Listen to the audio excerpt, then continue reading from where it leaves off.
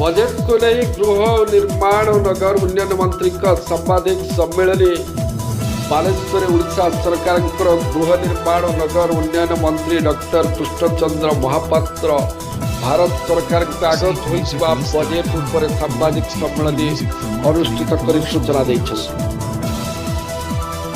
चलित वर्ष बजेट में युवशक्ति गरीब कृषक महिला और समस्त श्रेणीर लोकमान हित को ध्यान में रखी प्रस्तुत कर मंत्री कृष्णचंद्र महापात्र प्रकाश कर 2047 सुधा विकसित भारत संकल्प को साकार करने दिगरे बजेट एक रोड मैप साजिब। विकसित ओडिशा गठन में मध्य बजेट प्राथमिकता दि जाइछि बोली गणमाध्यम आगे प्रकाश कर मंत्री कृष्णचंद्र पात्र। यह सांबादिक सम्मेलन में सदर विधायक पारस कुमार दत्त, रेमुणा विधायक सरकारी दलर उपमुख्य सचेतक गोविंद चंद्र दास, एससी मोर्चा राज्य सभापति कांद्राज सोरेन, जिला साधारण संपादक परशुराम परिड़ा, कार्यक्रम संयोजक जीवन प्रदीप दास, गणमाध्यम संयोजक श्रीनिवास प्रधान प्रमुख उपस्थित थे।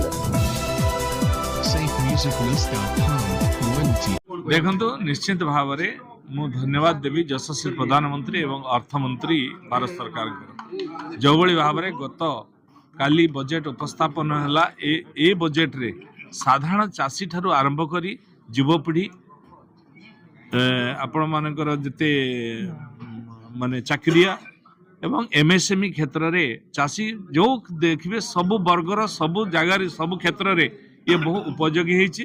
विशेषकर अर्बानाइजेशन रे ये बहुत सहयोगी हम।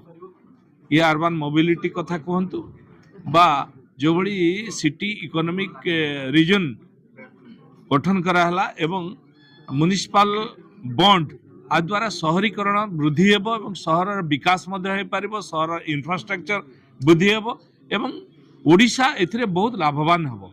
विशेषकर ओडिशा रे जो शहरीकरण आज 17% अच्छी आगामी 2036 रे जो विकसित ओडिशा एवं विकसित भारत 2047 आम आशा रखीचु से निश्चित भाव में शहरीकरण को वृद्धि करने ओडिशा 17 ରୁ 40% पर्यंत जो आशा आम रखीचु ये निश्चित फलवती हो पार।